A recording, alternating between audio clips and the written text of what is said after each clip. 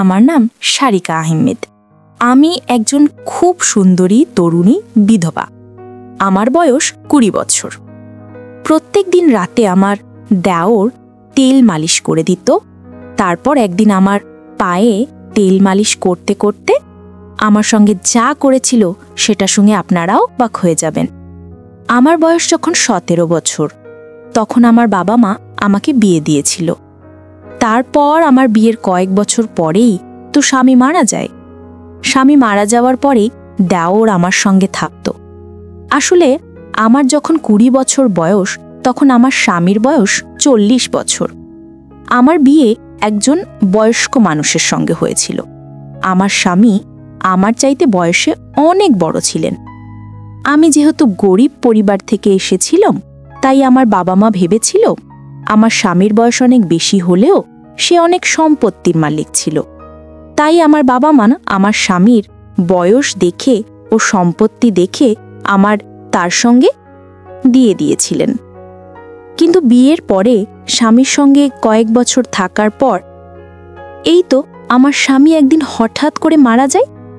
এবং আমার স্বামীর মৃত্যুর কারণটা ছিল তার কিডনি 2টা নষ্ট হওয়া। এমনকি সে তার বন্ধু বান্ধবদের সঙ্গে নিয়ে বাড়ির বাইরে সারা রাত ঘুরে বেড়াতো। আমি তো বাড়িতে সারাদিন থেকে নিজের কর্তব্য পালন করতাম। অনেক সময় মনে হতো আমার স্বামী যখন আমার প্রতি কোনো সহনশীলতা বা চাহিদা নেই, তাহলে কেন আমাকে বিয়ে করেছিল? আসলে বিয়ের পরে স্বামী কোনোদিন ভালোবেসে আমার সঙ্গে 2-1টা কথাও বলেনি। বিয়ের প্রথম দিনই তো সে আমাকে একটাই কথা বলেছিল যে, দেখো সারিকা, তোমার যত টাকার প্রয়োজন হবে তুমি আলমারির ভেতর থেকে নিয়ে নেবে, এবং তোমার বাইরে থেকে কোনো জিনিসের প্রয়োজন হলে আমাদের বাড়ির চাকর রশিদকে আনতে বলবে, কিন্তু তুমি নিজের বাড়ির বাইরে যাবে না। আর একটা কথা মনে রাখবে, আমার কাজে কিন্তু কোনোদিনও বাধা দিতে আসবে না। যে আমি কখন বাড়ির বাইরে যাচ্ছি এবং আমি কখন বাড়িতে ফিরে আসছি, এটা সম্পূর্ণ আমার ব্যক্তিগত ব্যাপার। ওই সময় আমার বয়স যেহেতু কম ছিল, তাই আমি স্বামীর কথার মানে কতটা বুঝতে পারিনি যে সে তো শুধুমাত্র আমার সঙ্গে বিয়ে করে একটা দায়িত্ব পালন করেছিল, কিন্তু আমার স্বামীর তো সংসারের প্রতি কোনো মনোযোগ ছিল না। এমন নয় যে স্বামী আমার সঙ্গে কথা বলতো না, সে আমার সঙ্গে তার প্রয়োজন মাফিক কথা বলতো। কিন্তু আমি তার অর্ধাঙ্গিনী হয়ে তার কাছ থেকে ভালোবাসা পাওয়ার আশা করেছিলাম, সেটা কখনোই পাইনি।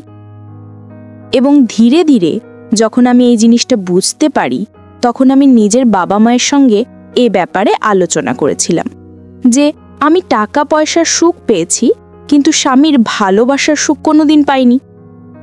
আমার কথা শুনে বাবা মা আমাকে বুঝিয়ে বলল, স্বামীর চেয়ে দেখ মা, ভালোবাসার থেকেও সবচাইতে মূল্যবান হচ্ছে টাকা। কারণ তুই এখানে থেকে দেখেছিস যে আমাদের বাড়িতে কত অভাব ছিল। এতটাই অভাব ছিল যে আমি তোদের কোনোদিন দুবেলা পেট ভরে ভালো করে খাওয়াতে পারিনি। কিন্তু তোর যেখানে বিয়ে দিয়েছি সেখানে অন্ততপক্ষে টাকা পয়সা সচ্ছলতা আছে, এবং তোর ঘরে বিয়ে দিয়েছি বলে আজ আমরা পেট ভরে দুবেলা খাবার খেতে পারছি। তাই এগুলো সামান্য ছোটখাটো ব্যাপার নিয়ে এত মন খারাপ করবি না। আমার বাবা মা তো এসব কথা বলে আমাকে বুঝিয়ে শ্বশুর বাড়িতে পাঠিয়ে দিত। কিন্তু আমার বাবা মা কোনোদিন আমার মনের অবস্থাটা বুঝতে পারিনি যে টাকা পয়সা থাকলে তো ভালো মন্দ জিনিস কিনে পেট ভরে খাওয়া হবে, কিন্তু টাকা পয়সা দিয়ে তো কখনো ভালোবাসা কিনে পাওয়া যায় না।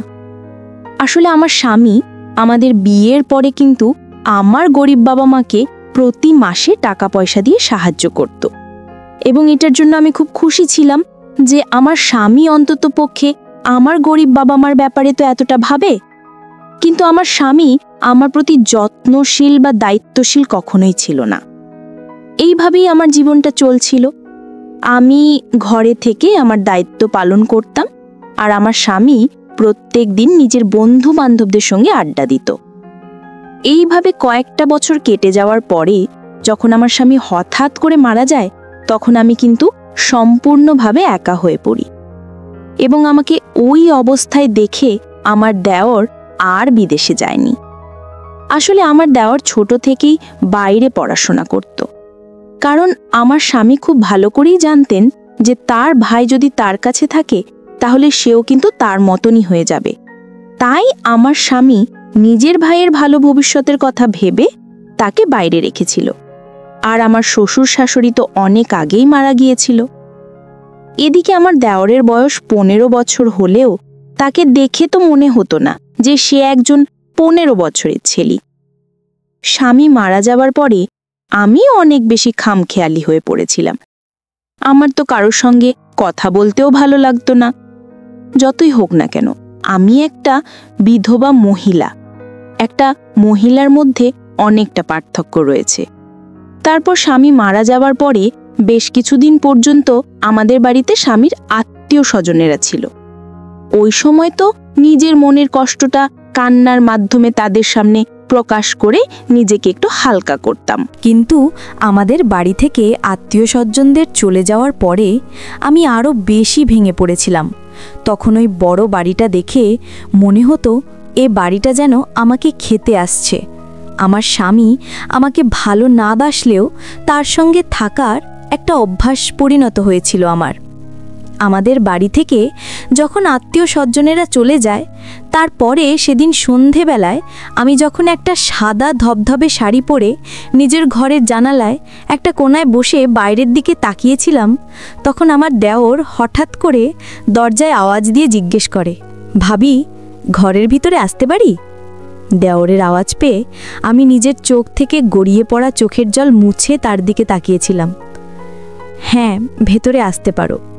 আমার ঘরের ভিতরে এসে আমার পাশে বসে এসে বলল, ভাবি, আমি জানি এই সময় তুমি নিজেকে খুব একা মনে করছো, কিন্তু তুমি চিন্তা করো না, আমি তোমাকে এই অবস্থায় ছেড়ে দিয়ে কোথাও যাব না। আমি সিদ্ধান্ত নিয়েছি যে আমি নিজের বাকি পড়াশোনা বাড়িতে থেকে কমপ্লিট করব। দেওরের কথা শুনে আমি খুব খুশি হয়েছিলাম, এটা ভেবে যে যাক, কেউ আছে যে আমার ব্যাপারে ভাবতে পারে। এমনকি প্রত্যেক দিন সকালে আমার ঘুম থেকে ওঠার আগেই দেওর আমার ঘরে আসতো আমাকে দেখার জন্য যে আমি ঠিক আছে কিনা। এমনকি সে মাঝে মধ্যে আমার জন্য সকাল সকাল চা করে নিয়ে আসতো। এমনকি সে যখন ফ্রি থাকতো তখন আমার সঙ্গে বসে ঘন্টার পর ঘন্টা গল্প করত, আমাকে হাসানোর চেষ্টা করত। শুধু তাই নয়, যখন আমি অনেক বেশি চিন্তা করতাম তখন আমার মাথায় ব্যথা হলে সে আমার মাথাও মালিশ করে দিত। এমন নয় যে আমি তাকে বাঁধা দিতাম না, আমি তাকে বাঁধা দিতাম। তখন সে আমাকে বলতো, ভাবি, তোমার উপরে আমার কোনো অধিকার নেই, আমি কি তোমার একটুখানি সেবা যত্ন করতে পারি না? তখন তার মায়া ভরা কথাগুলো শুনে আমি আর তাকে বাধা দিতে পারতাম না। এভাবে ধীরে ধীরে আমার সময় কাটতে থাকে এবং আমার 15 বছরের দেওর আমার খুব কাছে আসতে থাকে। একটা পর্যায়ে এসে যখন আমি খুব ভালোভাবে বুঝতে পারি যে আমার দেওর তো আমার প্রতি খুবই যত্নশীল, তখন কিন্তু আমার ভিতর থেকে ভীষণ ভালো লাগতো। কারণ আমি তো একসময় ভালোবাসার জন্য স্বামীর কাছে পাওয়ার আশা করেছিলাম। এইভাবে ধীরে ধীরে দেওরের সঙ্গে যতদিন কাটছিল ততই আমি তাকে মনে মনে পছন্দ করতে শুরু করেছিলাম। এবং একটা পর্যায়ে আমার মনটা যে এভাবে ভেঙে যাবে সেটা আমি কিন্তু কল্পনাও করতে পারিনি। আসলে দোষটা তো আমারই ছিল। আমি একটিবারও এটা ভেবে দেখিনি যে ওর তো আমার চাইতে বয়সে ছোট ছিল, কিন্তু আমি তো তার থেকে বড় ছিলাম। তাহলে আমি কি করে এত ভুল কাজ করতে পেরেছিলাম? দেওর আমার প্রতি ভালোবাসা, শ্রদ্ধা ও যত্ন, এটা কি অন্যরকম ভালোবাসা ছিল, নাকি সে আমাকে সত্যিই তার দাদার বিধবা মনে করে আমার খেয়াল রাখত? আমি তো সেটাই বুঝতে পারিনি যে ও যখন আমার খাওয়া দাওয়া থেকে শুরু করে আমার শরীরের খেয়াল রাখা পর্যন্ত যত্ন করত, তখন তো আমি তাকে অন্যরকমভাবে দেখতে শুরু করেছিলাম এবং তার প্রতি আমার মনের আশা আরও বেশি বাড়তে থাকে। স্বামী মারা যাওয়ার পরে দুশ্চিন্তার কারণে আমাকে প্রত্যেক দিন ওষুধ খেতে হতো এবং সে ওষুধটাও আমার দেওর আমাকে হাতে ধরে খাইয়ে দিত। আর প্রতিটা মুহূর্তে আমাকে বলতো, ভাবি, তুমি নিজের শরীরের খেয়াল রাখো, তুমি যদি ঠিকঠাকভাবে খাওয়া দাওয়া না করবে তাহলে তোমার শরীরটা আরও বেশি ভেঙে পড়বে, এবং দাদাকে তো আমি হারিয়ে ফেলেছি, তাই আমি তোমাকে কোনো মতে হারাতে চাই না। দেওরের মুখ থেকে এত ভালো ভালো কথা শুনে আমি তো তাকে অন্য কিছুই ভাবতে শুরু করেছিলাম এবং ধীরে ধীরে ওকে দেখে আমার মনের মধ্যে যে অনুভূতিটা হতো সেটা তো ভালোবাসার দিকে গড়িয়ে যাচ্ছিল। ধীরে ধীরে আমি তাকে ভালোবাসতে শুরু করেছিলাম। এমনকি এইভাবে প্রায় ৩-৪ মাস কেটে যাওয়ার পরে আমি নিজেকে আমার ১৫ বছরের দেওরের জন্য আবার নতুন করে সাজাতে শুরু করেছিলাম। আসলে আমার স্বামী তো আগে কোনো দিন আমার প্রতি এতটা ভালোবাসা ও যত্ন শ্রদ্ধা দেখায়নি, তাই দেওরের কাছে এত বেশি যত্ন পেয়ে আমি তাকে মনে মনে অনেক বেশি ভালোবাসতে শুরু করে দিয়েছিলাম। বন্ধুরা, আজকে এই পর্যন্তই। আবারও আসবো তোমাদের মধ্যে নতুন কোনো ভিডিও নিয়ে। ভিডিওটি যদি তোমাদের ভালো লাগে তাহলে একটি লাইক দাও। প্রতিদিন আমি তোমাদেরকে একটা করে নতুন গল্প উপহার দেব, তাই তোমাদেরকে অনুরোধ করে বলছি, তোমরা যদি এরকম ধরনের ইন্টারেস্টিং গল্প পেতে চাও তাহলে দয়া করে আমার চ্যানেলটি সাবস্ক্রাইব করো। পরিশেষে তোমাদের সকলের সুস্বাস্থ্য কামনা করি।